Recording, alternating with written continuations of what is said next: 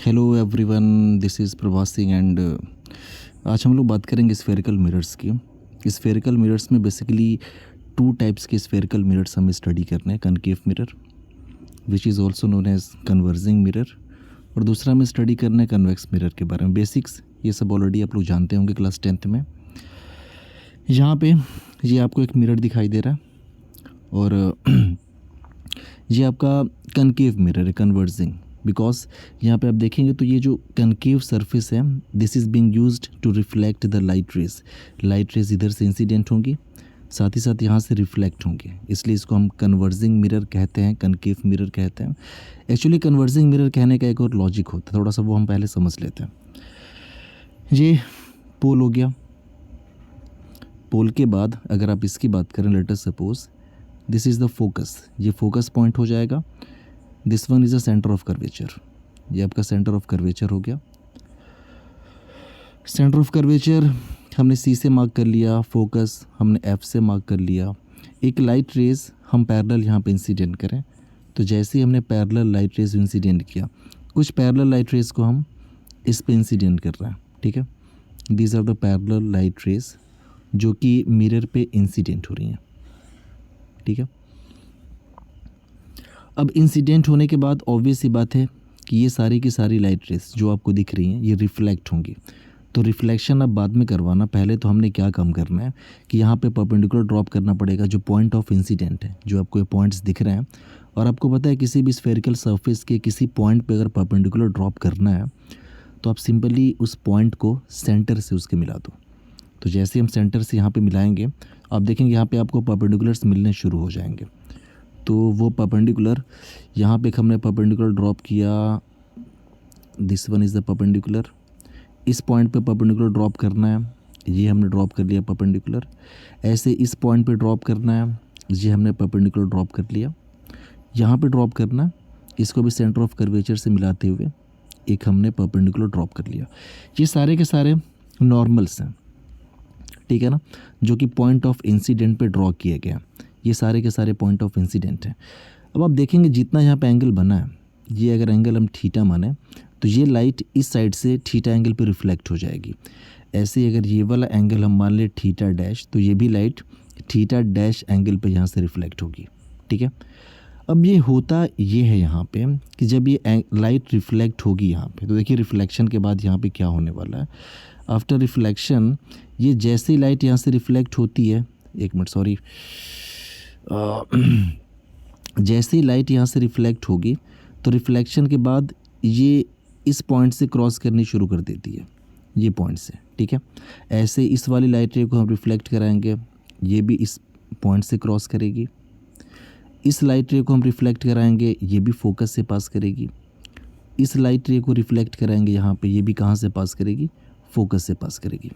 तो आप सारी की सारी लाइट रेज यहाँ पे देख सकते हैं कि ये लाइट इंसिडेंट हुई, यहाँ से रिफ्लेक्ट हुई, ये लाइट इंसिडेंट हुई, यहाँ से रिफ्लेक्ट हुई, ये लाइट इंसिडेंट हुई, यहाँ से रिफ्लेक्ट, ये लाइट यहाँ से रिफ्लेक्ट हुई।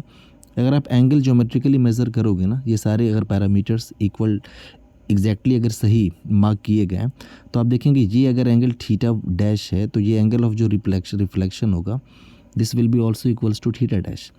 ऐसे यहाँ पे अगर ये थीटा एंगल बना है तो एंगल ऑफ जो रिफ्लेक्शन होगा ये होगा थीटा। तो एक्चुअल में लाइट रेज आफ्टर रिफ्लेक्शन एक सर्टेन पॉइंट्स के टुवर्ड्स कन्वर्स हो रही है ऑन द प्रिंसिपल एक्सिस, इसलिए इस मिरर को यानी कनकेव मिरर को नाम दिया गया कन्वर्जिंग मिरर। ये लाइट रेज की मजबूरी बन जाती है कि लॉ ऑफ रिफ्लेक्शन को फॉलो करते वक्त ये प्रिंसिपल एक्सिस के टुवर्ड्स इनको जाना ही जाना है।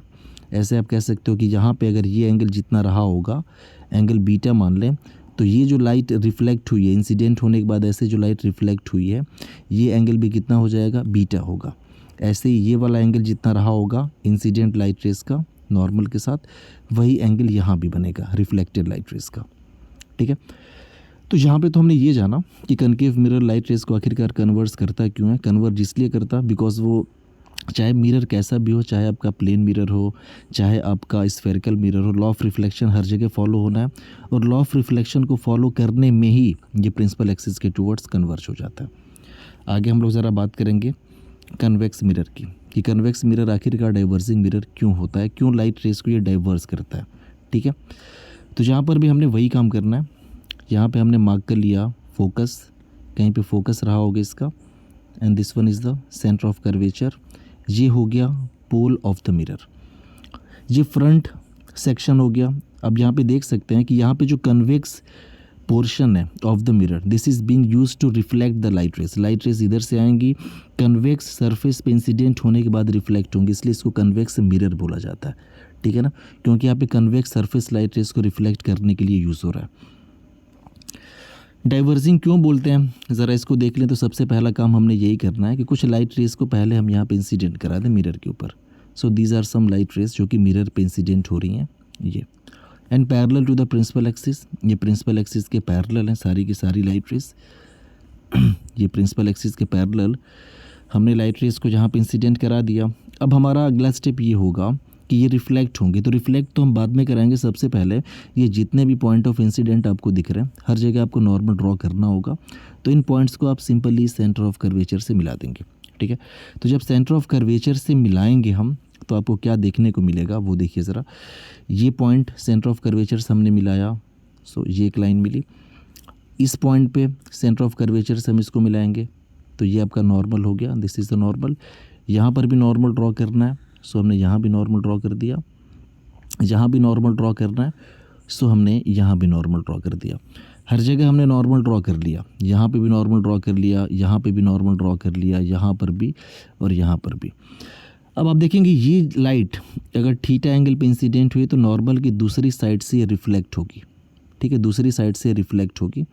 ये एंगल अगर ये लाइट हमने मान लिया कि थीटा डैश एंगल पे इंसिडेंट हुई है तो ये इधर से इतना ही एंगल बनाते हुए रिफ्लेक्ट होगी।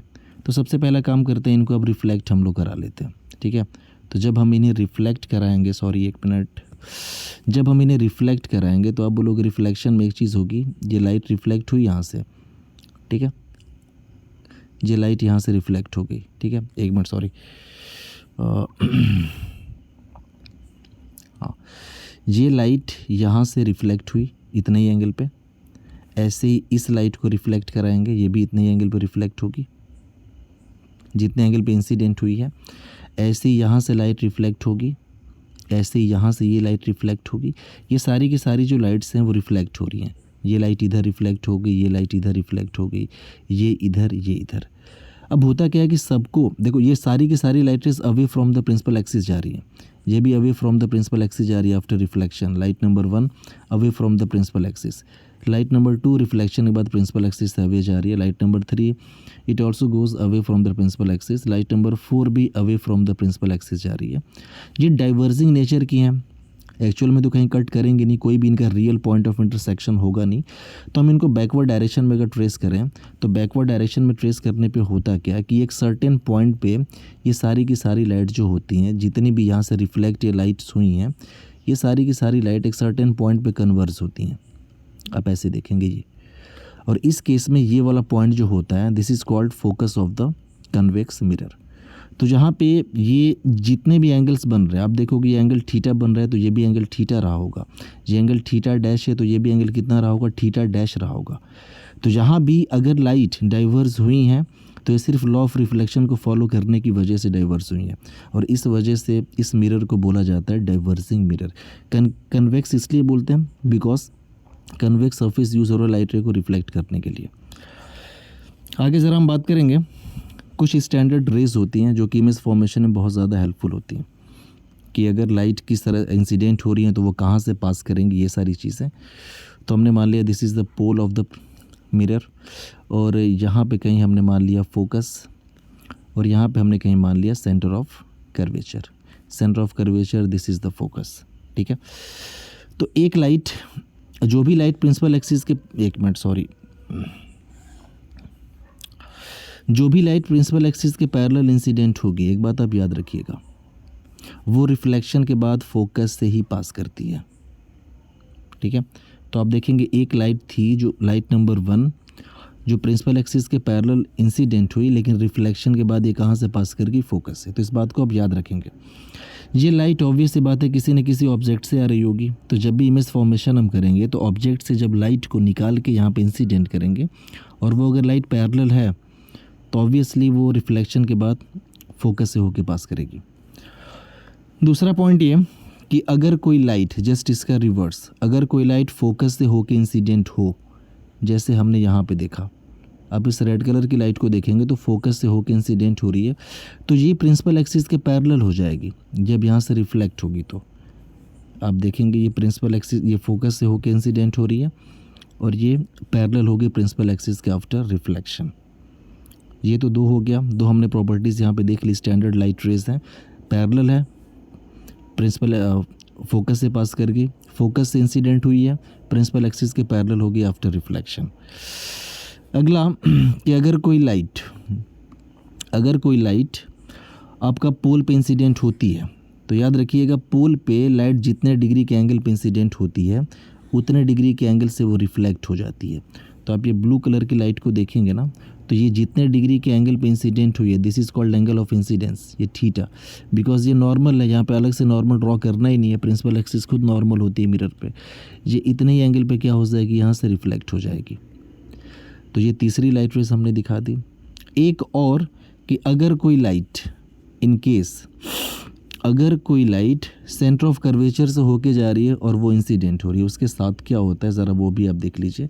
कि जैसे किसी लाइट को हमने सेंटर ऑफ कर्वेचर से हम लेके गए और मिरर पे हमने इंसिडेंट करा दिया, let us suppose this one. जी आप लाइट को देखेंगे तो ये सेंटर ऑफ कर्वेचर से होके जा रही है, मिरर पे यहाँ पे इंसिडेंट हुई।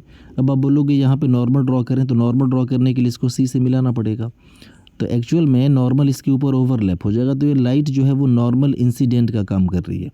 ये मिरर से 90 डिग्री पे इंसिडेंट हुई, इसका मतलब ये इसी पाथ पे वापस लौट जाएगी। ये बात समझ में आई? तो ये स्टैंडर्ड लाइट रेज होती हैं, इसको आप याद रखेंगे। जब हमने फर्स्ट लाइट रेज आपको दिखाया, it was the second light rays, ये आपकी थी थर्ड लाइट रेज जो पोल पे इंसिडेंट हुई थी, और ये आपकी है फोर्थ लाइट रेज जो कि सी से गई और उसी पाथ पे वापस लौट गई।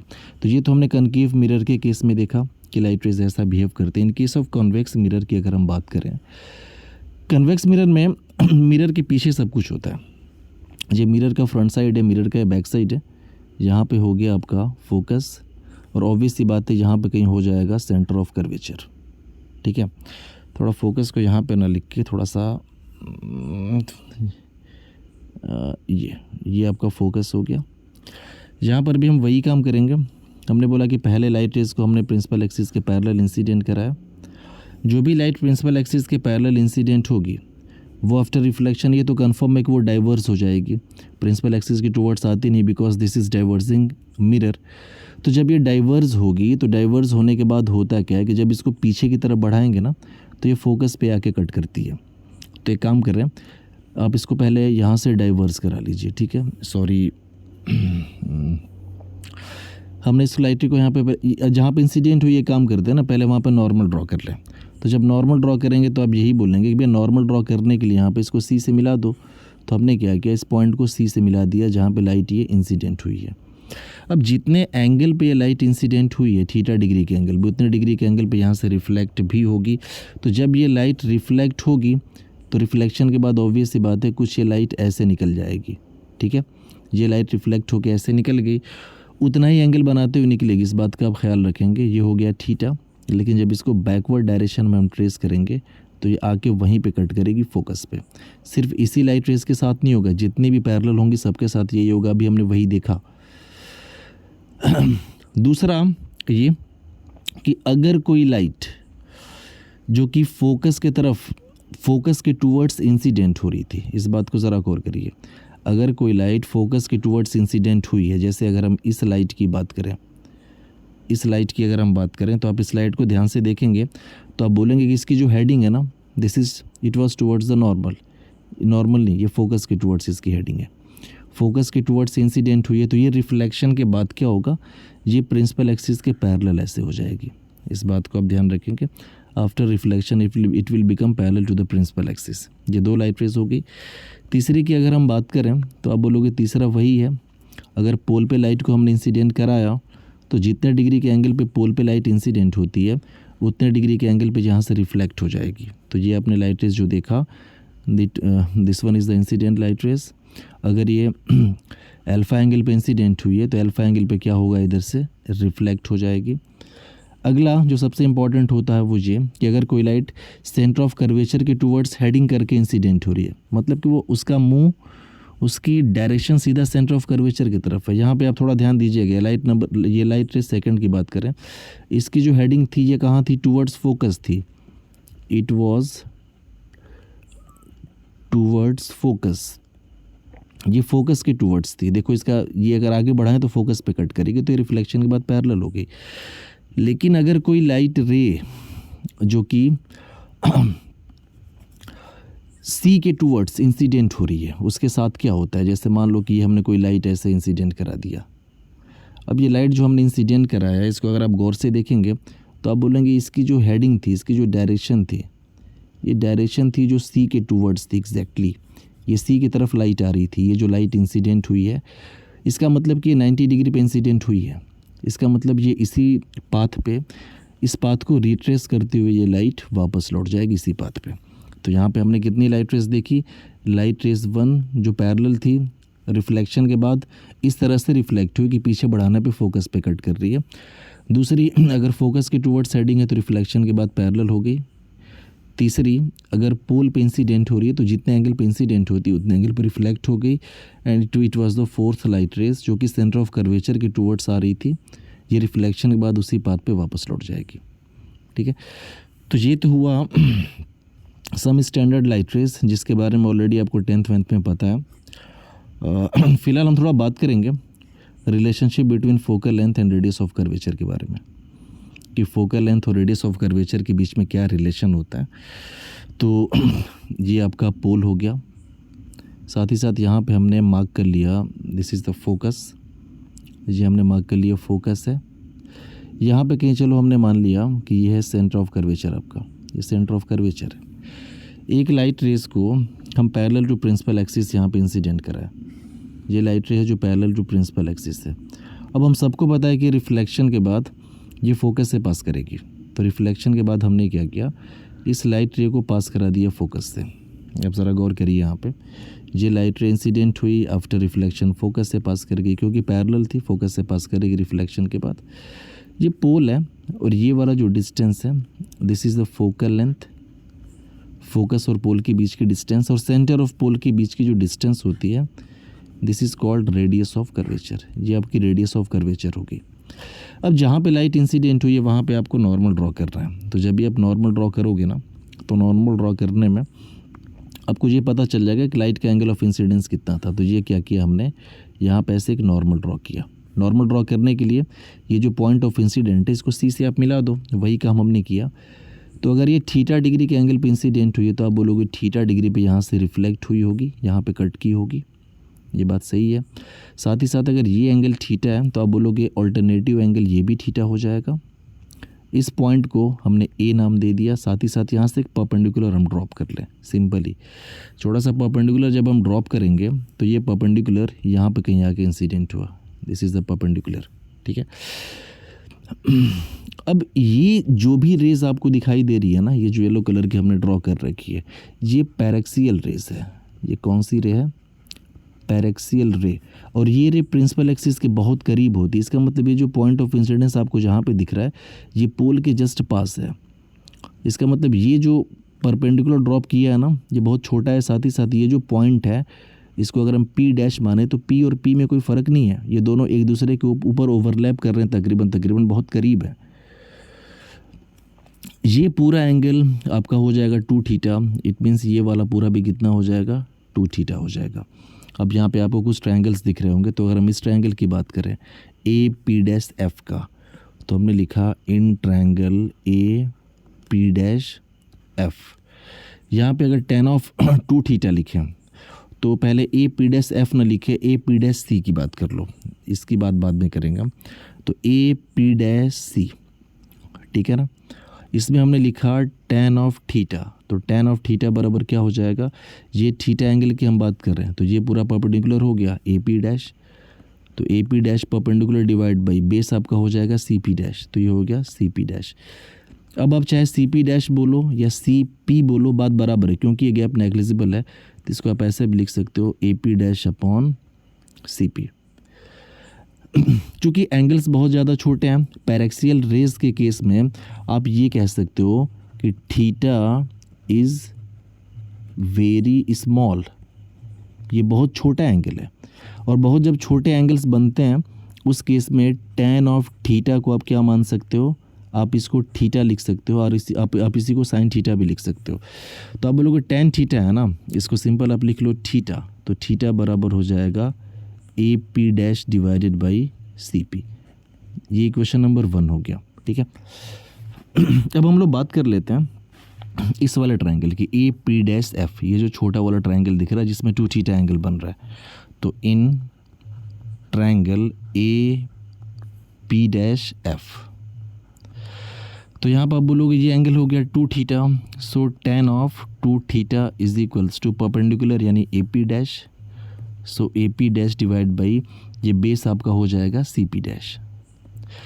फिर वही बात कि पी डैश और पी ये की पॉइंट है, तो आप सी पी डैश नहीं है, सॉरी एफ पी डैश है, माफ़ करिएगा, ये आपका एफ पी डैश है, ये हो जाएगा एफ पी डैश।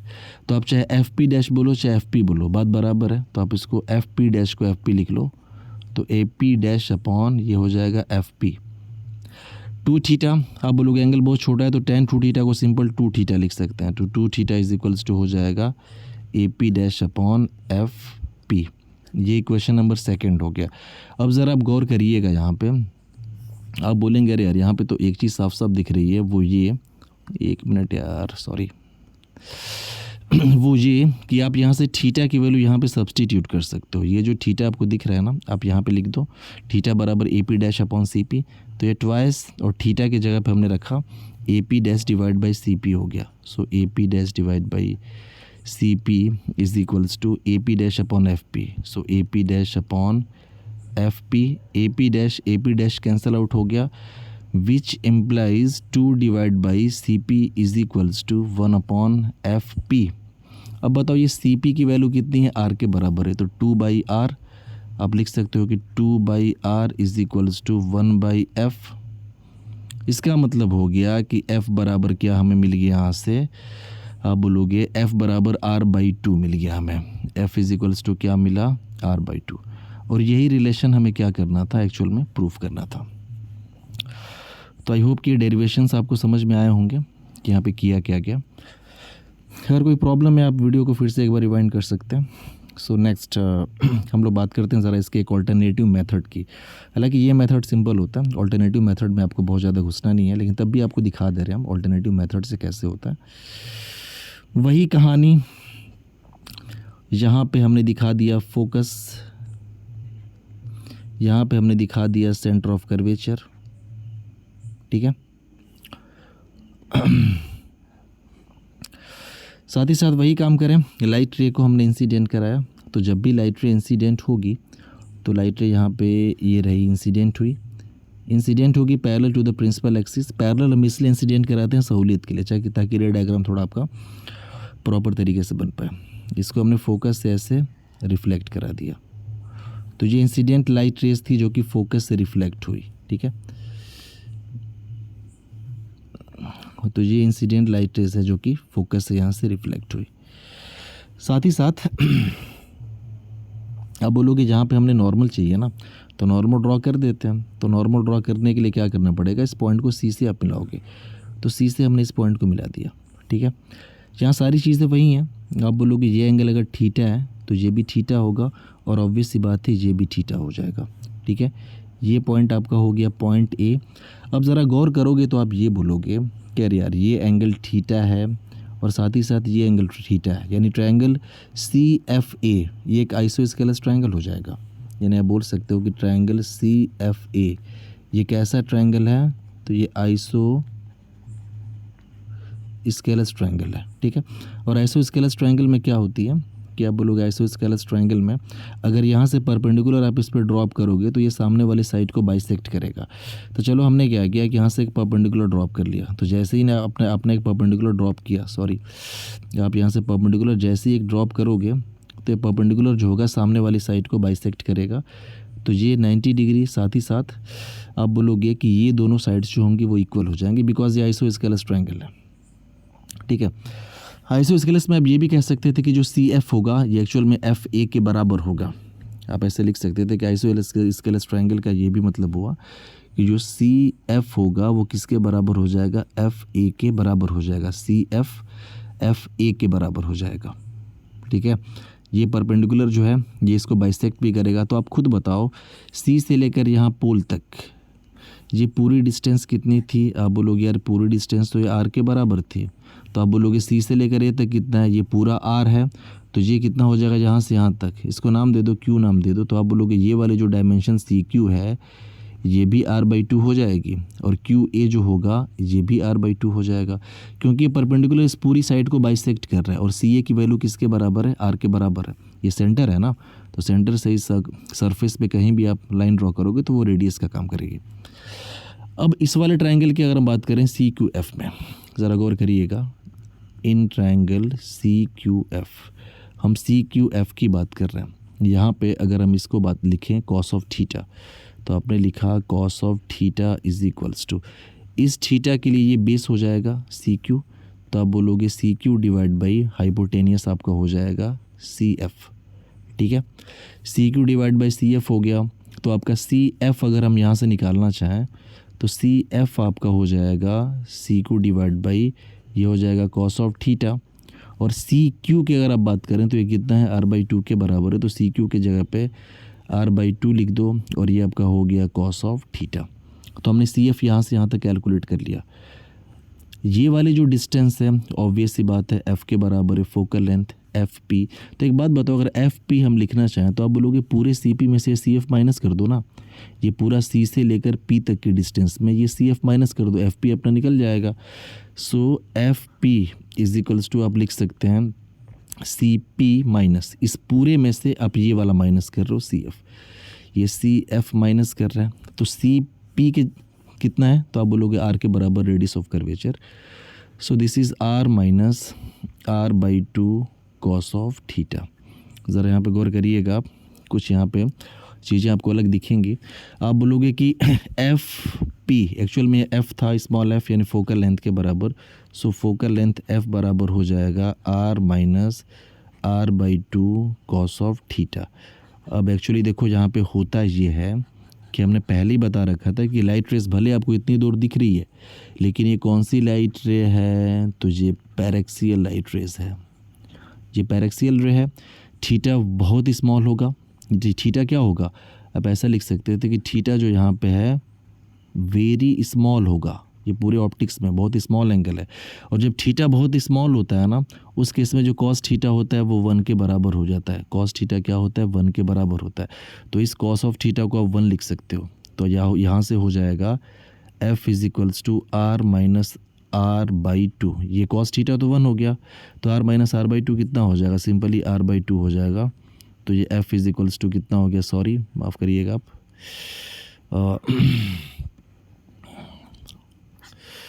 ये f equals to R minus r/2। So f will be equals to r/2। तो यही रिलेशन हमने देखा यहाँ से भी निकला है। ये r/2 हमने सिंपल क्यों लिख दिया, क्योंकि आप बोलोगे कि थीटा इज़ वेरी स्मॉल, उस केस में कॉस ऑफ थीटा की वैल्यू कितनी हो जाती है, आप बोलोगे इसकी वैल्यू 1 हो जाती है। अब खुद देखो ना, थीटा अगर आप 0 डिग्री कर लो ना तो साफ साफ दिख रहा है कॉस 0 की वैल्यू 1 होती है, तो आपको पता ही है। तो बहुत छोटा रहा होगा तो 0 से थोड़ा सा बड़ा रहा होगा, तभी वैल्यू 1 के आसपास ही आएगी इसकी। तो आई थिंक ये मेथड भी आपको समझ में आया होगा। आगे हम लोग ज़रा बढ़ते हैं एंड मिरर फार्मूले की तरफ हम लोग आते हैं। और मिरर फार्मूले में यहाँ पे 2 केस दिख रहे हैं कि क्या हो अगर इमेज आपका रियल बने। तो सबसे पहले हम लोग मार्किंग वगैरह कर लें। तो जब हम मार्किंग करेंगे तो आप ध्यान देंगे यहाँ पे हमने मेंशन कर लिया। सो दिस इज़ फोकस, ये फोकस हमारा हो गया। जहाँ पे हमने कहीं सेंटर ऑफ कर्वेचर को मार्क कर लिया, ये आपका हो गया सेंटर ऑफ कर्वेचर। ठीक है, फोकस अब दिखाओ ना दिखाओ कोई फ़र्क पड़ता नहीं है, लेकिन चलो कोई बात नहीं है। तो एक मिनट थोड़ा सा डायग्राम को हमें वो करने दीजिए आप। सी को हम क्या करें कि यहाँ पे मार्क कर लेते हैं, ये आपका हो गया सी, ये सी हो गया।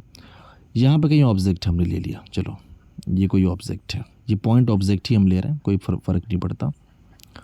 पॉइंट ऑब्जेक्ट सी से हमने बियॉन्ड रखा है, और इस केस में आपको पता है कि जो इमेज बनेगा वो रियल बनता है जब ऑब्जेक्ट बियॉन्ड सी रखा होता है।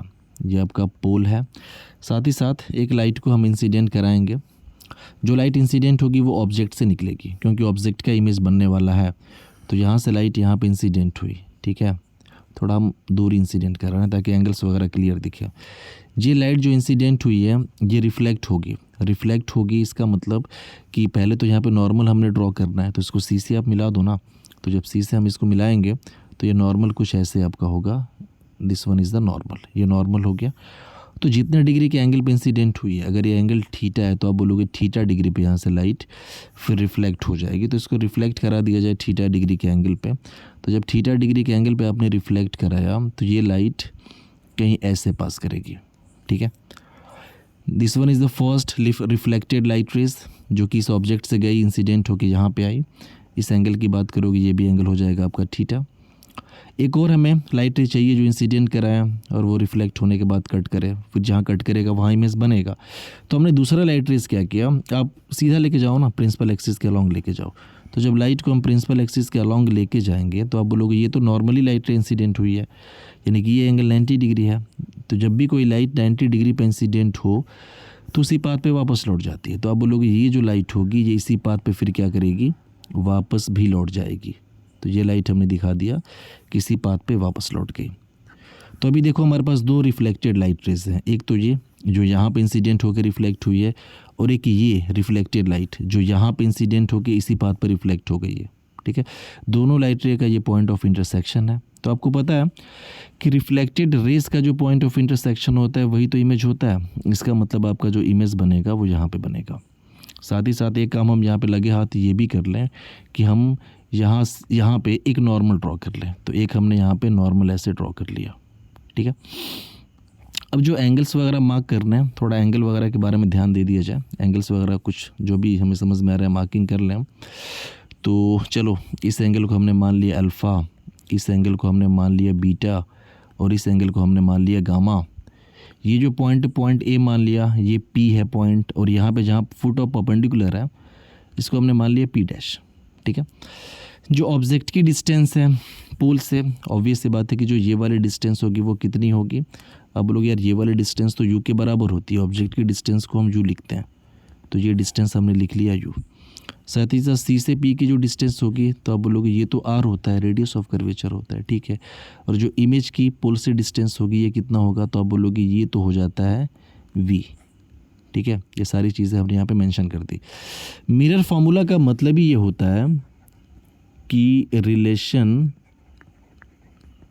Between U V and F, इन तीनों के बीच में हमें रिलेशन फाइंड आउट करना है। अब ज़रा गौर करिए आप, अगर हम इस ट्रायंगल की बात करें, अगर हम बात करें ट्रायंगल ए सी आई की, तो आप बोलोगे गामा जो है ना, गामा इन दोनों एंगल्स का, थीटा और बीटा का एक्सटर्नल एंगल है। तो हमने लिखा in triangle A C I gamma is external angle है, तो gamma is an external angle. तो जब गामा एक्सटर्नल एंगल है तो गामा इज इक्वल्स टू आप लिख सकते हो बीटा प्लस थीटा। ये हो गया beta plus theta, which implies अगर यहाँ से थीटा निकालें तो थीटा बराबर हो जाएगा गामा माइनस बीटा।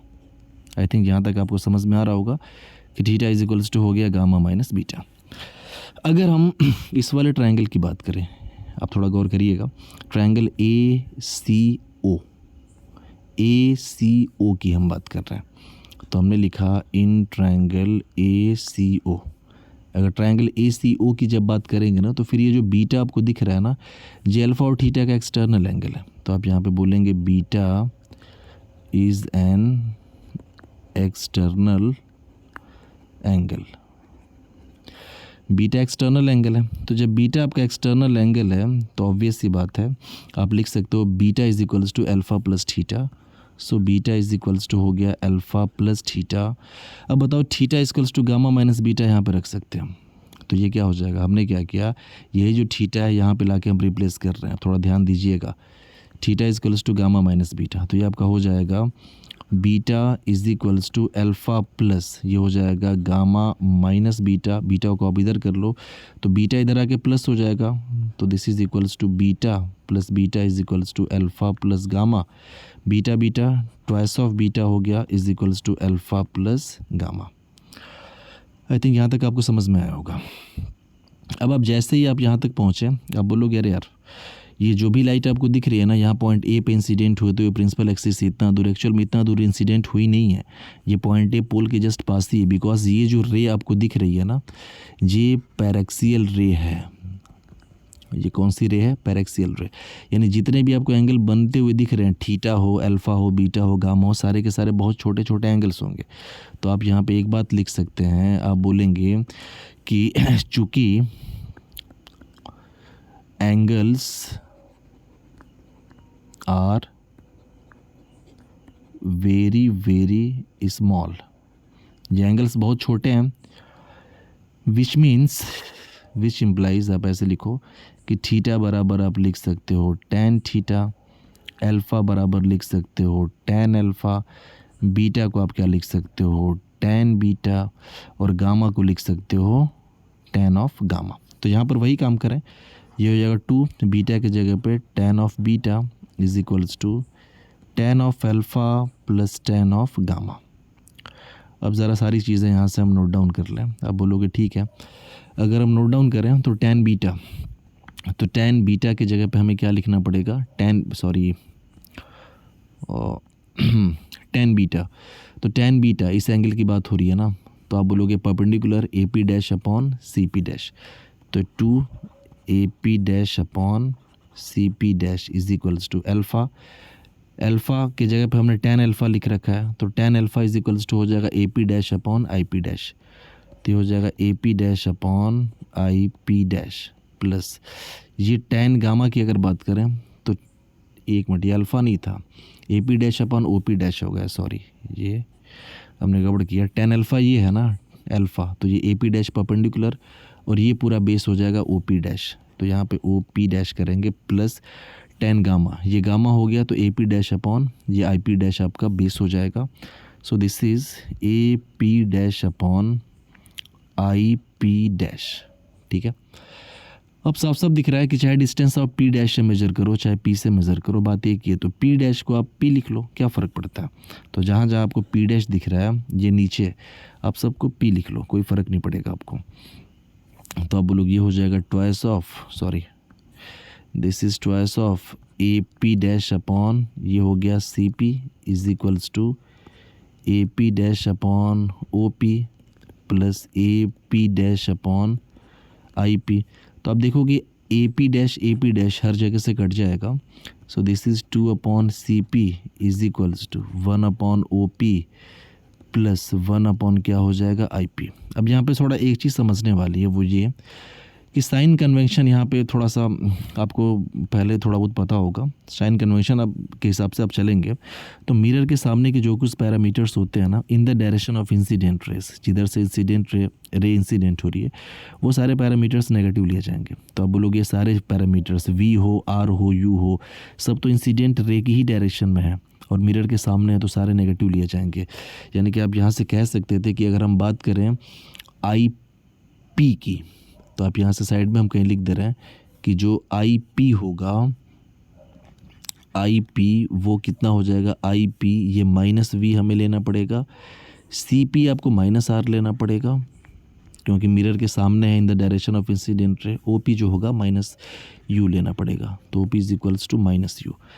अब ये सारी की सारी चीज़ें यहाँ पे हम रखें, तो जब सारी चीज़ें आप यहाँ पे रखोगे ना तो आप ये बोलोगे 2 अपॉन सी पी आपका माइनस आर अभी हमने देखा is equals to 1 upon O P आपका माइनस यू प्लस 1 अपॉन ये माइनस वी हो जाएगा, माइनस हर जगह से कट गया, आर को आप 2f लिख लो, तो 2 divide by 2f is equals to 1 upon U plus 1 upon V, which implies 1 upon f is equals to 1 upon v plus 1 upon U, and this is what we call mirror formula, और यही हमें लाना था। तो अगर कहीं पे कोई भी प्रॉब्लम आपको समझ में आ रही है तो you can rewind the video और फिर से आप इसको देख लीजिए, आपको समझ में आ जाएगा पूरा। सो यहाँ पे हमने बात किया जब इमेज रियल था, बिकॉज लाइट रे सच में कट कर रही हैं, और जब भी इमेज रियल बनता है ना तो रियल इमेज हमेशा इन फ्रंट ऑफ मिरर बनेगा। एक बात याद रखिएगा, रियल वर्ड में ये पीछे का वर्ड तो वर्चुअल वर्ड होता है ना, ये जो आपको मिरर के पीछे दिख रहा है ये आपका वर्चुअल वर्ड होता है, तो वर्चुअल वर्ड में नहीं रियल वर्ड में वो आपका इमेज बनेगा। तो जब इमेज रियल हो, मिरर आपका कनकेव कन्वेक्स है, उससे कोई फ़र्क नहीं पड़ता। मिरर फार्मूला मतलब हर मिरर के लिए वैलिड है, इनफैक्ट प्लेन मिरर के लिए भी ये फार्मूला वैलिड होता है, हम बाद में बताएंगे प्लेन मिरर के लिए कैसे वैलिड होता है। फिलहाल अभी ज़रा सा एक छोटा सा और यहाँ पे देख लें केस कि जब इमेज वर्चुअल बने तब क्या होगी कहानी, कोई दिक्कत नहीं है। आप यहाँ पे हमने बना दिया फोकस, चलो यहाँ पे हमने मान लिया ये फोकस है आपका, ये आपका है सेंटर ऑफ कर्वेचर। आपको इतना तो पता है कि जब ऑब्जेक्ट आपका फोकस और पोल के बीच में रखा हो तभी सारा का सारा ये खेल होता है, ठीक है। फोकस और ये हो गया आपका पोल, तो फोकस और पोल के बीच में जब ऑब्जेक्ट यहाँ पे कहीं रखा होगा, चलो हमने मान लिया कि ऑब्जेक्ट आपका कहीं यहाँ पे है, ये आपका हो गया ऑब्जेक्ट। इस केस में जो इमेज बनता है वो वर्चुअल होता है, तो वर्चुअल इमेज बनाए ना पहले, तो सबसे पहले हमने काम किया कि कहीं भी इंसिडेंट आप करा दो जहाँ पे आपकी मर्जी, यहाँ पे हमने इंसिडेंट करा दिया। So this one is the incident light rays, यहाँ पे इंसिडेंट हुई, तो जहाँ पे इंसिडेंट हुई वहाँ पे हमने नॉर्मल चाहिए होगा, तो नॉर्मल ड्रॉ करने के लिए आपको तो पता है कि सी से हम सिंपली मिला देते हैं उसको, तो सी से आप इसको मिला दो, तो सी से मिलाएंगे तो ये आपकी नॉर्मल होगी, ठीक है। अब जैसे ही आपने नॉर्मल देखा, आप बोलोगे यार नॉर्मल ठीक है, नॉर्मल तो ड्रॉ हो गया, लेकिन नॉर्मल के साथ साथ एक और बात है कि जितने एंगल पे इंसिडेंट हुई है ना, ये जो भी एंगल रहा होगा थीटा, उतने डिग्री के एंगल पे रिफ्लेक्ट होगी यहाँ से, तो इसको हमने क्या किया कि उतने ही डिग्री के एंगल पे यहाँ से रिफ्लेक्ट करा दिया, ठीक है। ये उतने डिग्री पे रिफ्लेक्ट हो गई, तो ये आपकी हो गई, ये भी एंगल आपका हो गया थीटा, और ये होगी रिफ्लेक्टेड रे। दूसरी लाइट की जब बात आएगी, ये तो फर्स्ट हमारी इंसिडेंट रे और रिफ्लेक्टेड है, दूसरी आप क्या करो वहीं पे गिरा दो प्रिंसिपल एक्सिस के पे ही, तो आप बोलोगे प्रिंसिपल एक्सिस से अगर होके इंसिडेंट हुई है तो जो कि एंगल 90 है तो इसी पे वापस लौट जाएगी, तो ये लाइट जो है इसी पे वापस ऐसे लौट जाएगी, तो ये हमारी होगी सेकेंड रिफ्लेक्टेड रे। ये तो दोनों, ये फर्स्ट है ये सेकेंड है, दोनों सच में तो कहीं कट नहीं करेंगी, एक्चुअल में मे भी पीछे बढ़ाने पे कट करें। तो हमने क्या किया कि इस लाइट को पीछे बढ़ाया जो उधर से निकल गई ये, तो ये यहाँ पे आई, साथ ही साथ ये जो रिफ्लेक्ट हुई है इसको हम पीछे बढ़ाएंगे, तो दोनों आप देखोगे ना तो यहाँ पे जाके कट कर रही हैं। इसका मतलब कि फाइनली जो इमेज का फॉर्मेशन होगा वो कहाँ पे होगा, यहीं पे होने वाला है। जो भी पैरामीटर्स है हम थोड़ा यहाँ पे मेंशन कर लें। सो ये आपका हो जाएगा v डिस्टेंस ऑफ इमेज, ये आपका हो जाएगा u ऑब्जेक्ट डिस्टेंस, ये आपका फोकल लेंथ हो जाएगा, और ये आपका हो जाएगा r के बराबर हो जाएगा रेडियस ऑफ कर्वेचर, सेंटर से पोल के बीच की डिस्टेंस। एंगल्स वगैरह वो भी हम ले लें तो आप बोलोगे चलो इस एंगल को मान लिया अल्फ़ा, इसको हमने मान लिया बीटा, और इस एंगल को हमने क्या मान लिया गामा। यहाँ पे आप फ्री हो, इतना तो आप कर ही सकते हो, ठीक है। एंगल अपने हिसाब से आप चूज़ कर लो, जो भी चूज़ करना है आपने। ये एंगल्स दोनों बराबर क्यों है, because angle of incidence will be equals to angle of reflection. ये आपका नॉर्मल है, ये आपका क्या है नॉर्मल। अब एक और नॉर्मल यहाँ पे हम ड्रॉ कर लें, और वो जो नॉर्मल होगा वो नॉर्मल कुछ ऐसे होगा, ये आपका हो गया नॉर्मल, ठीक है। ये नॉर्मल हमने यहाँ से ड्रॉ कर दिया। ये जो भी पॉइंट है इस पॉइंट को हम ए नाम दे दें, यहाँ पे इसको हम क्या नाम दे दें, पी डैश नाम दे दें। अब वही एक्सटीरियर एंगल का कॉन्सेप्ट यहाँ पे हमने यूज़ करना है, तो आप ज़रा गौर करो। हम जिस ट्रायंगल को यहाँ पे मार्क करने जा रहे हैं उस सारे रे डायग्राम आपको सामने दिख रहा है। मिरर के पीछे कभी भी डार्क लाइन ड्रॉ नहीं करते हैं, डॉटेड लाइन ही ड्रॉ करते हैं, क्योंकि एक्चुअल में मिरर के पीछे लाइट रेज का एग्जिस्टेंस होता ही नहीं है। हम मान लेते हैं कि उनका पॉइंट ऑफ इंटरसेक्शन कहीं यहाँ पे है, इसलिए डॉटेड करना पड़ता है हमें। अब हम जिस ट्रायंगल को मार्क करने वाले हैं ज़रा उस ट्रायंगल पे आप गौर करिएगा। ठीक है। तो हम पहले इस ट्रायंगल को आपको दिखा रहे हैं कि ये ग्रीन वाला ट्रायंगल जो हम डार्क कर रहे हैं ये, और ये पूरा यहाँ से लेकर यहाँ तक ये, और ये पूरा यहाँ से लेकर यहाँ तक। ये जो ग्रीन कलर से हमने ट्रायंगल अभी आपको दिखाने की कोशिश की है, इस ट्रायंगल में आप देखोगे, इस ट्रायंगल में आप देखोगे तो ये वाला जो आपको एंगल दिख रहा है ना थीटा, ये इस बीटा और इस गामा का एक्सटर्नल एंगल है। तो पहले तो हम इसको लिखें कि इन ट्रायंगल ACI, ये थीटा एक्सटर्नल एंगल है बीटा और गामा का, तो theta is an external angle. तो थीटा इक्वल्स टू हो जाएगा बीटा प्लस गामा हो जाएगा, theta will be equals to beta plus gamma, ये हो गया। अब अगर ध्यान से आप यहाँ पे देखोगे तो आप बोलोगे यार इस ट्रायंगल में ACF में, ACF ये अल्फ़ा एक्सटर्नल एंगल हो जाएगा। तो in triangle ACF alpha is an external angle.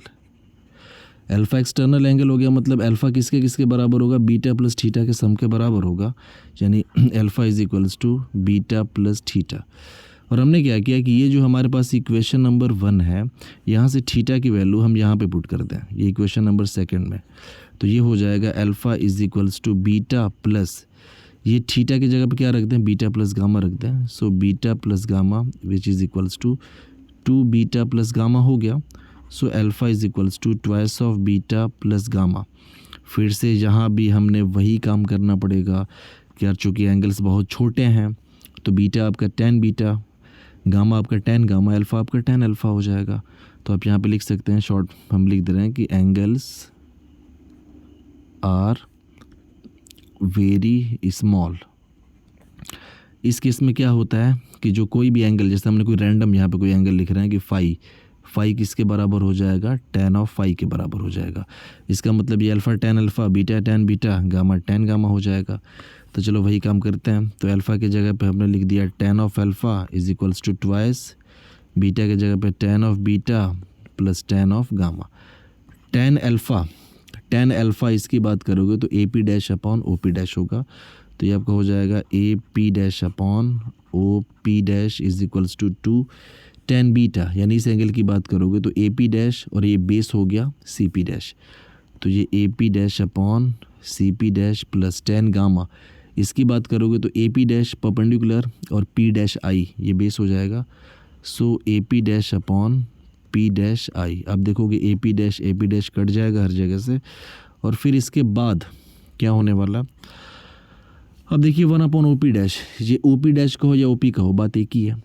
तो इसको लिख लो कि 1 अपॉन OP, आप इसको लिख लो इज इक्वल्स टू 2 अपॉन ये CP लिख लो प्लस ये 1 अपॉन PI लिख लो। अब देखो यहाँ पे अगर हम OP की बात करें, आप बोलोगे OP U है तो माइनस U करना पड़ेगा, क्यों, क्योंकि मिरर के सामने है, in the direction of incident, इधर से ही लाइट इंसिडेंट हो रही है और इधर ही पड़ गया ये। साथ ही साथ CP की बात करें तो ये भी सामने है तो माइनस R, CP ये हो जाएगा माइनस R। लेकिन देखो यहाँ से अगर इसकी बात करें PI की तो ये हो जाएगा प्लस V। PI कितना हो जाएगा, ये प्लस V लेना पड़ेगा, क्यों प्लस V इसलिए लेना पड़ेगा क्योंकि बिहाइंड द मिरर है, ये opposite to the direction of incident है, इधर है। तो अब सारी वैल्यूज़ आप रखो तो 1 अपॉन OP यानी 1 upon minus U, 1 upon minus U is equals to 2 upon CP। तो CP आपको क्या लेना पड़ेगा, आप बोलोगे यार CP हमारा माइनस R लेना पड़ेगा, minus R plus 1 upon PI, और PI आपका कितना है, तो ये तो है हमारे पास ये PI V है। सो 1 अपॉन ये हो गया V हो गया, ठीक है। अब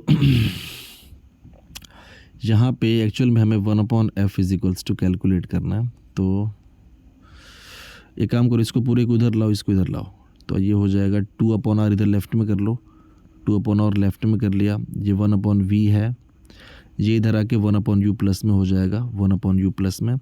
और आपको पता है कि ये 2 अपॉन R का मतलब होता है, R को आप 2F लिख लो, तो 2 divide by 2F is equals to 1 upon V plus 1 upon U, 2 कटा, इसका मतलब 1 upon F is equals to 1 upon V plus 1 upon U।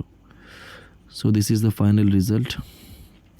This one is the relation between U V and F for any kind of mirror. तो हमने देखा कि चाहे image virtual हो ना, चाहे इमेज आपका रियल हो, कोई फ़र्क नहीं पड़ता। ना तो इमेज, ना तो मिरर फॉर्मूले पे फ़र्क पड़ता है, रे डायग्राम पे फ़र्क पड़ता है। साइन कन्वेंशन का आप ज़रा ध्यान रखें। मिरर के सामने सब कुछ आप नेगेटिव लेके चलेंगे, मिरर के बैक साइड में पॉजिटिव लेके चलेंगे फ़िलहाल के लिए। बहुत ज़्यादा इसको हम लोग कॉन्वर्ट, देखिए साइन कन्वेंशन आ ही गया। और साइन कन्वेंशन में जो सबसे खूबसूरत बात लिखी गई है वो ये कि all the parameters in the direction of incident रे विल बी टेकन नेगेटिव, यानी जो कुछ भी मिरर के सामने होगा सब कुछ नेगेटिव लिया जाएगा। ये कनकेव मिरर है। ये कौन सा मिरर है? तो आप बोलोगे this is the concave mirror. ये पोल हो गया, साथ ही साथ ये आपका हो गया एफ, ये आपका हो जाएगा सी, और ऑब्जेक्ट ऑब्वियस सी बात है कि यहाँ पे हम कहीं रखेंगे। तो एक काम करते हैं, हमने माना कि ऑब्जेक्ट हम रख चुके हैं यहाँ पे। एक बात और कि जब भी आप ऑब्जेक्ट रखोगे ना तो प्रिंसिपल एक्सिस के ऊपर रखोगे। अगर यहाँ पे है, ये आपकी हो गई हाइट ऑफ ऑब्जेक्ट, ये डिस्टेंस आपका हो गया एफ, ये सी से डिस्टेंस क्या हो गई, ये हो गई आर, और यहाँ पे इससे डिस्टेंस हो गई, ये हो गई क्या चीज़, ये यू हो गई। तो आप बोलोगे लाइट, ऑब्वियस सी बात है, इधर से ही इंसिडेंट होगी मिरर पे, जब भी इंसिडेंट होगी तो लाइट। उसके बाद रिफ्लेक्शन के बाद ये फोकस से पास आउट करेगी, इमेज कहाँ बनेगी हम उसमें इंटरेस्टेड नहीं है, साइन कन्वेंशन में इंटरेस्टेड है। तो आप बोलोगे ये इंसिडेंट रे की डायरेक्शन है मिरर के सामने, तो मिरर के सामने ऑब्जेक्ट रखा हुआ है। तो आप बोलोगे जब भी सवाल सॉल्व करेंगे ना, तो अगर कनकेव मिरर है तो आप यू को कैसा लेंगे, आप यू लेंगे नेगेटिव।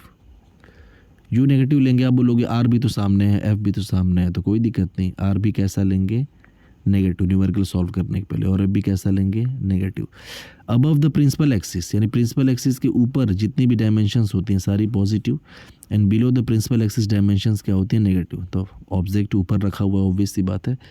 तो जो हाइट ऑफ ऑब्जेक्ट लेंगे ये भी कैसा लेंगे हम, पॉजिटिव, जब न्यूमेरिकल सॉल्व करेंगे। तो जैसे मान लो दे दिया कि एक कनकेव मिरर है, उसका फोकस जो है वो 10 सेंटीमीटर है, तो जब न्यूमेरिकल सॉल्व करेंगे तो f बराबर -10 लेके आप सॉल्व करेंगे, क्योंकि आपको पता है फोकस सामने आएगा, इसका रियल फोकस होता है। ये भी हमने आपको बता रखा है, ठीक है, क्योंकि सच में लाइट कट करती है यहाँ पे। इसकी अगर हम बात करें कि कॉन्वेक्स मिरर की, तो आप कॉन्वेक्स मिरर में जब देखोगे तो आप लोग इसमें कहानी बदली है। ये आपका पोल हो गया, इधर कहीं फोकस होगा और इधर कहीं आपका सेंटर ऑफ कर्वेचर होगा। सो ये आपका एफ हो गया, ये आपका हो गया आर। ऑब्जेक्ट ऑब्वियस सी बात है यहाँ पे कहीं प्रिंसिपल एक्सिस के ऊपर रखा होगा। ये आपकी हो गई हाइट ऑफ ऑब्जेक्ट। लाइट इधर से इंसिडेंट होंगी, रिफ्लेक्शन के बाद कुछ इस तरीके से जाएंगी कि पीछे बढ़ाने पे कहाँ कट करेंगी, फोकस पे। इमेज बाद में बनवा लेंगे, 2 लाइट रेज इंसिडेंट करा के। हम उसमें इंटरेस्टेड नहीं है इमेज कहाँ पे बन रहा है, फिलहाल इसमें इंटरेस्टेड है साइन क्या लेना है। तो ये ऑब्जेक्ट की डिस्टेंस हो गई। अब एक बात बताओ कि यहाँ भी सामने रखा है ऑब्जेक्ट मिरर के, तो इन द डायरेक्शन ऑफ इंसिडेंट रे आप बोलोगे यहाँ भी जो यू होगा वो नेगेटिव लेके चलेंगे। लेकिन हाँ, रेडियस ऑफ कर्वेचर मिरर के पीछे है, फोकस मिरर के पीछे है, तो एफ एंड आर ये क्या लिए जाएंगे, पॉजिटिव लिए जाएंगे। अब बोलोगे यार वी के बारे में तो बात हम कर ही नहीं रहे कि वी पॉजिटिव लेना है कि नेगेटिव लेना है, वी के बारे में बात करना ही नहीं है। जब आप क्वेश्चन सॉल्व करोगे ना, और सॉल्व करते वक्त वी अगर नेगेटिव आ गया, इसका मतलब कि आपने सब कुछ सामने नेगेटिव ले रखा है। इसका मतलब वी भी अगर नेगेटिव आ गया, मतलब इमेज आपका मिरर के सामने ही बन रहा है, और इमेज अगर मिरर के सामने बन रहा होगा तो वो नेगेटिव बन रहा होगा, सॉरी वो रियल बन रहा होगा, ठीक है। साथ ही साथ अगर वी पॉजिटिव आ गया मतलब पीछे बन रहा होगा इमेज, मतलब वर्चुअल बन रहा होगा। तो एक बात आप याद रखिएगा, जब भी ये आपसे बोल दे, हम यहाँ पे बता दे रहे हैं। जैसे मान लो कि एग्जाम्पल में आपसे बोल दिया कि इमेज नहीं, ऐसे बोल दिया कि real image is formed at a distance, कोई डिस्टेंस आपको अगर दे दे, मान लो दे दे 10 सेंटीमीटर फ्रॉम मिरर, ठीक है। तो आपके दिमाग में तुरंत क्लिक करना चाहिए कि इमेज चूँकि रियल है तो वो सामने बन रही होगी, और सामने बन रहा है तो जो इमेज की डिस्टेंस है सामने, अगर इमेज सामने बन गया तो सामने का तो सब कुछ नेगेटिव लेते हैं। यानी कि जब सवाल सॉल्व करेंगे तो वी को -10 सेंटीमीटर लेके आपको चलना पड़ेगा। लेकिन अगर यहीं लिख दिया रहता कि वर्चुअल इमेज है, उस केस में क्या होता है, आप बोलोगे वर्चुअल इमेज पीछे बनता है, कहाँ बनता है, बिहाइंड द मिरर बनता है, ठीक है ना। और बिहाइंड द जब मिरर बनेगा तो v इक्वल्स टू क्या लेना पड़ेगा, +10 सेंटीमीटर लेके सॉल्व करना पड़ेगा। एक बात याद रखिएगा, रियल इमेज हमेशा क्या होगा, इन्वर्टेड होगा। तो ज़रूरी नहीं कि बोले कि रियल इमेज बन रहा है, ऐसा ही बोल सकते हैं कि एक इन्वर्टेड इमेज है 10 सेंटीमीटर के डिस्टेंस पे बन रहा है, तो आप समझ जाना कि इन्वर्टेड है तो रियल रहा होगा, और अगर रियल है तो सामने बन रहा होगा, और सामने बन रहा है तो फिर माइनस में लेना पड़ेगा। ऐसे ही जो वर्चुअल इमेज होता है ना, वर्चुअल इमेज ये आपका इरेक्ट होता है। तो अगर ये बोल दे कि इरेक्ट इमेज बन रहा है 10 सेंटीमीटर, तो आप समझ जाना कि इरेक्ट हो तो वर्चुअल होगा, वर्चुअल है तो मिरर के पीछे बना होगा, और मिरर के अगर पीछे बना है तो ऑब्वियस सी बात है प्लस में लेके चलना पड़ेगा हमें उसे। लास्ट हम यहाँ पे ज़रा देख लेते हैं what about magnification of the magnification की ज़रा सी कहानी हम यहाँ पे समझ जाएं। तो चलो, हमने माना कि एक ऑब्जेक्ट जो है वो यहाँ पे रखा हुआ है, this one is the sorry, एक ऑब्जेक्ट यहाँ पे हमने रख दिया, ठीक है। ये ऑब्जेक्ट हमारा रखा है और ये हमारा ऑब्जेक्ट को हमने नाम दे दिया ए बी। ऑब्वियस सी बात है यहाँ से लाइट रेज निकलेंगी, और जब लाइट रेज निकलेंगी तो निकलने के बाद क्या होगा सॉरी, अब बोलो कि लाइट ऐसे, चलो मान लेते हैं कि लाइट एक ऐसे पोल पे इंसिडेंट हुई, तो जो लाइट पोल पे इंसिडेंट हुई है वो रिफ्लेक्ट भी होगी। तो रिफ्लेक्ट कैसे होगी, तो कोई दिक्कत नहीं, जितने एंगल पे इंसिडेंट हुई है उतने एंगल पे रिफ्लेक्ट हो जाएगी। तो अगर ये एंगल थीटा है तो थीटा डिग्री का एंगल बनाते हुए यहाँ से रिफ्लेक्ट हो जाएगी। सो this is the reflected light rays. ये रिफ्लेक्ट हो गई लाइट, ये रेड कलर का जो हमने ड्रॉ कर रखा है, ये एंगल थीटा है तो ऑब्वियस सी बात है ये भी थीटा रहा होगा, ठीक है। अब एक बात तो कंफर्म है कि अगर हम ये माने कि यहाँ पे कहीं सेंटर ऑफ कर्वेचर था, चलो हमने मान लिया सी था, सी के बियॉन्ड है, तो आपको पता है कि जो इमेज होगा वो सी और एफ के बीच में बनता है, ये आपका पोल हो गया, यानी कि यहीं पे कहीं इमेज बनेगा। तो सेकेंड लाइट रे को ज़रूरी नहीं है कि आप दिखाओ, ये ज़रूरी नहीं कि आप सेकेंड लाइट रे को दिखाओ कि एक्चुअल में वो कहाँ से आ रही है। हम सिंपल क्या करें, सी और एफ के बीच में यहाँ पे इमेज बना दें, और ऑब्वियस सी बात है कि इस केस में इमेज जो होता है उल्टा बनता है। अगर बियॉन्ड सी ऑब्जेक्ट है, अगर ऑब्जेक्ट बियॉन्ड सी है, ये क्या था आपका, ये आपका ऑब्जेक्ट है, सॉरी ये आपका ऑब्जेक्ट है। ऑब्जेक्ट चूँकि सी के बियॉन्ड रखा है तो इमेज सी और एफ के बीच में बनता है और इन्वर्टेड होता है, तो हमने डायरेक्ट यहाँ पे दिखा दिया। ए बी अगर ऑब्जेक्ट है तो ये ए डैश और ये बी डैश क्या हो जाएगा, इमेज हो जाएगा। ऑब्वियस सी बात है ये वाला एंगल 90 डिग्री होगा, ऑब्जेक्ट परपेंडिकुलरली रखा हुआ है 90 डिग्री, ये भी 90 डिग्री होगा। साथ ही साथ डिस्टेंस वगैरह को थोड़ा मार्क कर लें। तो डिस्टेंस की अगर हम बात करेंगे ना, तो डिस्टेंस में चलो मान लेते हैं कि ये ऑब्जेक्ट की जो हाइट थी ये एच ओ है, इमेज की जो हाइट है वो क्या है, एच आई है, हाइट ऑफ इमेज। साथ ही साथ डिस्टेंसेस थोड़ा सा और हम यहाँ पे देख लेते हैं। तो डिस्टेंस में ये वाली जो डिस्टेंस है, ये इमेज बना है, तो यहाँ से लेकर जो यहाँ तक की डिस्टेंस है ये आपकी हो जाएगी v। साथ ही साथ ये चूँकि ऑब्जेक्ट है तो ये पूरा डिस्टेंस जो होगा ना, ये किसके बराबर हो जाएगा, ये u के बराबर हो जाएगा, ऑब्जेक्ट से इस पोल के बीच की डिस्टेंस, ठीक है। अब यहाँ पे देखो दो ट्रायंगल की बात करें, ए बी पी की और A dash B dash P की, तो हमने लिखा कि in triangle A B P, थोड़ा गौर करिएगा, A B P and A dash B dash P, A dash B dash P, इन दोनों ट्रायंगल की अगर हम बात करें तो अब दोनों ट्रायंगल को आप साफ साफ कह सकते हो कि यार दोनों ट्रायंगल जो है ना ये सिमिलर है। आप लिख सकते हो कि triangle A B P similar है किसके, सॉरी सिंबल भी हम भूल गए, ये सिमिलर है, और ये ट्रायंगल सिमिलर किसके है, triangle A dash B dash P के। ये पी नहीं, पी डैश नहीं है, सिंपल पी है, इसके सिमिलर है। क्यों, क्योंकि देखो ये एंगल दोनों में बराबर है 90-90, ये भी एंगल आपस में बराबर है दोनों ट्रायंगल का। जब दो बराबर हो गए तीसरा अपने आप बराबर हो जाएगा, ये किसके बराबर हो जाएगा, तो आप बोलोगे ये एंगल जो होगा इसके बराबर अल्टीमेटली हो जाएगा। इसका मतलब ये सिमिलर है तो कॉरस्पॉन्डिंग साइड्स का रेशियो बराबर होगा। तो अगर यहाँ पे ए बी लें, अगर हम परपेंडिकुलर, तो आप बोलोगे अगर ए बी लें तो इसमें आपको ए डैश बी डैश लेना पड़ेगा, तो A B upon A dash B dash is equals to आपको हो जाएगा, इसमें अगर बेस लें ए पी तो बेस हमने ले लिया ए पी डिवाइड बाई इसमें क्या लेना पड़ेगा, बेस ए डैश पी लेना पड़ेगा छोटे वाले ट्रायंगल का, तो ये आपका हो जाएगा ए डैश पी। तो अगर इसको रिवर्स करो तो हो जाएगा A dash B dash upon A B is equals to A dash P upon A P हो जाएगा। देखो मैग्नीफिकेशन का मतलब क्या होता है, इसको m से रिप्रेजेंट करते हैं, और m बराबर होता है height of image upon height of object, दोनों का जो रेशियो होता है ना दैट इज़ कॉल्ड मैग्नीफिकेशन। तो आप बोलोगे कि चलो यहाँ पे लिखें ए डैश बी डैश। ए डैश बी डैश की वैल्यू क्या लिखेंगे?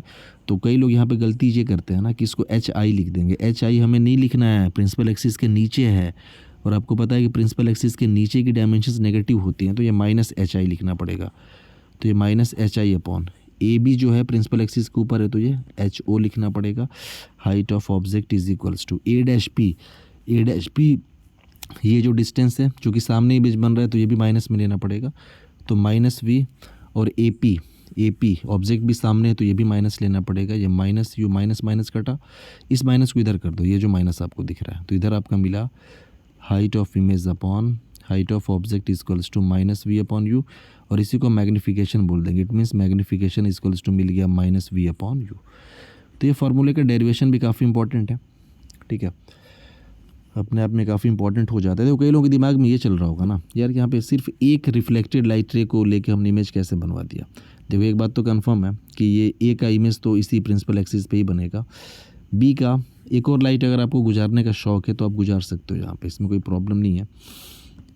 अब देखो अगर किसी लाइट को हम पैरेलल लेके गए होते ना, ऐसे पैरेलल ऐसे अगर लेके जाते तो ऑब्वियस सी बात है कि वो इस तरह से रिफ्लेक्ट होता और यहाँ पे आके कट करता। समझ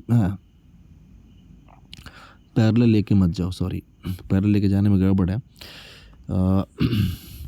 हम मान लो कि लाइट को कहीं भी आप गिराओ, जैसे मान लो यहाँ पे आपने गिरा दिया, तो ये रिफ्लेक्शन के बाद पक्का यहीं पे कट करेगा। तो ये जब यहाँ से रिफ्लेक्ट होता तो यहीं पे कट करता। तो दो रिफ्लेक्टेड लाइट इस मिल गई, इंसिडेंट हुआ, रिफ्लेक्ट हुआ, और एक ये रिफ्लेक्ट होके आ रहा है रेड वाला, यहीं पे कट करेगा तो इमेज यहाँ बनेगा, ठीक है ना। तो ये तो हो गया मैग्नीफिकेशन। मैग्नीफिकेशन में एक बात थोड़ा ज़रा ध्यान दीजिएगा, अगर हम बात करें मैग्नीफिकेशन तो ये आपका होता है height of image upon height of object is equals to minus V upon U. ज़रा सिर्फ इस वाले टर्म्स में अगर हम गौर करें, इस वाले टर्म्स की हम बात कर रहे हैं, सिर्फ हम इस वाले टर्म्स में इंटरेस्टेड हैं। अब बोलोगे हाइट ऑफ ऑब्जेक्ट, ये हाइट ऑफ इमेज, हम बोलें कि इफ़ हाइट ऑफ इमेज जो है वो बड़ा है हाइट ऑफ ऑब्जेक्ट से, तो आप बोलोगे तब तो जो m होगा विच इम्प्लाइज m जो होगा वो एक से बड़ा निकल के आएगा, मतलब न्यूमेरिकल वैल्यू, इसका सिर्फ मैग्नीट्यूड मॉड यहाँ पे लगा लो। अगर हाइट ऑफ इमेज जो है हाइट ऑफ ऑब्जेक्ट से छोटा है, इसका मतलब जो मॉड ऑफ m होगा वो लेस देन 1 आएगा। और अगर दोनों बराबर है, इसका मतलब जो मॉड ऑफ m होगा वो इक्वल्स टू 1 होगा। अब दिमाग में ये चल रहा होगा यार कि मॉड का क्या चक्कर है, ये मॉड का समझ नहीं आ रहा कि मॉड का मतलब है क्या। देखो मॉड का मतलब ये है ना कि देखो मैग्नीफिकेशन पॉजिटिव भी हो सकता है, नेगेटिव भी हो सकता है, depending on the sign of the height of image. Height of object तो ऑलवेज पॉजिटिव रहेगा। अब बोलोगे ये तो पॉजिटिव है हमेशा, यानी m अगर नेगेटिव है, आप ऐसे बोलो कि इफ़ m जो है अगर नेगेटिव है विच इम्प्लाइज, इसका ये मतलब हुआ कि हाइट ऑफ इमेज जो है वो कैसा है, नेगेटिव है, यानी इमेज प्रिंसिपल एक्सिस के नीचे बन रहा है। और प्रिंसिपल एक्सिस के नीचे बन रहा है मतलब इन्वर्टेड बन रहा है। इमेज कैसा बन रहा है, अगर नेगेटिव है तो इमेज इन्वर्टेड बन रहा है, और जब इन्वर्टेड बन रहा है तो वो कैसा रहा होगा, वो पक्का रियल रहा होगा, क्योंकि रियल इमेज इन्वर्टेड बनता है। और जब रियल रहा होगा तो कहाँ बना होगा, तो आप बोलोगे इन फ्रंट ऑफ मिरर बना होगा। तो आप समझ जाओ कि मैग्नीफिकेशन का साइन बहुत कुछ बता देता है। अगर मैग्नीफिकेशन का साइन नेगेटिव है मतलब इमेज इन्वर्टेड बना है, रियल बना है, और मिरर के सामने बना है, इतनी सारी इन्फॉर्मेशन दे देता है। तो सवाल में अगर कभी दे देना कि मैग्नीफिकेशन 3 है और इमेज रियल बन रहा है, तो m बराबर आप सॉल्व करोगे तो -3 लेके सॉल्व करना, समझ में आ रहा है। और ऐसे ही अगर m बराबर, यानी इफ़ m जो है अगर पॉजिटिव है का मतलब आप बोलोगे which implies height of image क्या रहा होगा, positive. Height of image positive मतलब प्रिंसिपल एक्सिस के ऊपर, मतलब सीधा इमेज बना है, तो आप बोलोगे इरेक्ट इमेज बना है। जो इरेक्ट बना होगा तो वर्चुअल बना होगा, और वर्चुअल जब भी इमेज बनेगा तो कहाँ बनेगा, बिहाइंड द मिरर बनेगा, ठीक है। तो सवाल में ऐसे दे देता है कि एक रियल इमेज, जैसे मान लो कि ये कहाँ गया, सॉरी, हाँ, जैसे मान लो हमने कह दिया कि क्वेश्चन में मान लो एग्जांपल में ऐसा कुछ दिया हुआ है कि a real image 3 times magnified, सवाल में ऐसी कोई आपको लाइन मिल गई, तो अब m आपको पता है कि 3 टाइम्स मैग्नीफाइड मतलब m बराबर क्या है, 3। अब सवाल ये उठता है कि +3 या -3। तो आप जैसे ही देखोगे रियल है ना, दिमाग में तुरंत क्लिक करना चाहिए कि जब रियल है तो इन्वर्टेड रहा होगा तो माइनस लगा दो। अगर ये रियल ना दे या फिर सिंपल इतना बोल दे कि इमेज सामने बन रहा है, इमेज इज़ फॉर्म्ड, या ऐसा बोल दे कि 3 times magnified image is formed in front of the mirror, अगर ऐसा भी बोले, यानी कि if image is formed in front of mirror, उस केस में भी एम को हम क्या लेंगे, नेगेटिव लेंगे। आप बोलोगे यार नेगेटिव होगा, और 3 टाइम्स मैग्नीफाइड है तो एम बराबर -3। तो ये साइन कन्वेंशन बड़े इंपॉर्टेंट है, ये आपको पता होनी चाहिए। अगर वर्चुअल इमेज रहता तो सीधा बनता तो पीछे बनता, उस केस में आपका ये पॉजिटिव हो जाएगा। तो जो मैग्नीफिकेशन का जो साइन होता है वो क्या बताता है, वो आपको बताता है नेचर ऑफ द इमेज के नेचर को बताता है वो, ठीक है। तो आप यहाँ पे लिख सकते हैं नोट में कि एम के पॉजिटिव होने का मतलब होता है कि इमेज जो है, हाइट ऑफ इमेज क्या है, इसका मतलब होता है कि हाइट ऑफ इमेज जो है पॉजिटिव है। इसका मतलब कि virtual, erect and behind the mirror image बना हुआ है, ठीक है। और अगर एम आपका नेगेटिव हुआ, इसका मतलब जो हाइट ऑफ इमेज है वो क्या रहा होगा, नेगेटिव। इसका मतलब इमेज कैसा है, रियल है, इन्वर्टेड है। क्यों? क्योंकि हाइट ऑफ इमेज नेगेटिव है, साथ ही साथ इन फ्रंट ऑफ मिरर बना होगा, ठीक है। सो जितनी भी चीज़ें आज हम लोग कर सकते थे आज हम किए, बाकी नेक्स्ट क्लास में हम थोड़ा सा रे डायग्राम के बारे में आपको थोड़ा सा आइडिया दे देंगे। तो आज तो पॉसिबल नहीं है, क्लास काफ़ी लंबी हो गई। टाइम भी आप देख सकते हैं यहाँ पे 12:37 हो रहे हैं, और 12:30 बजे रिकॉर्डिंग करना, थोड़ा शांत सा माहौल मिल रहा है। सो नेक्स्ट टाइम आधे घंटे की और क्लास होगी मैक्सिमम, आधे घंटे नहीं 25 मिनट की, और ये सारी चीज़ें कवर हो जाएंगी। तो जितनी भी चीज़ें हैं आप यहाँ से you can make your notes, proper notes आप बना सकते हैं, और आप एक बार आप इसको रिवाइज़ करिएगा, सारा का सारा समझ में आएगा आपको, ठीक है। Good night.